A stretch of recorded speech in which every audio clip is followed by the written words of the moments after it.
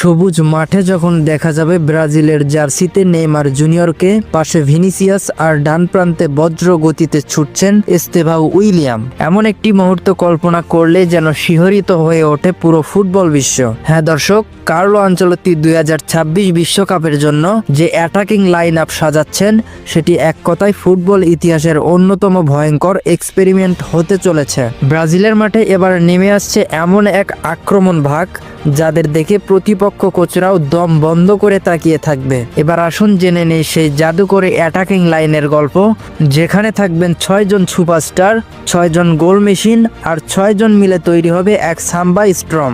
Carlo Ancelotti তার প্রিয় formation 3-3-4 ব্রাজিলকে নামানোর পরিকল্পনা করছেন। এই ফরমেশনে থাকে 6 জন খেলোয়াড় যারা একসাথে তৈরি করে আক্রমণের দেয়াল। তারা শুধু বল পাস করে না, তারা প্রতিটি পাস দিয়ে প্রতিপক্ষের ডিফেন্স ভেঙে ফেলে এবং এখানেই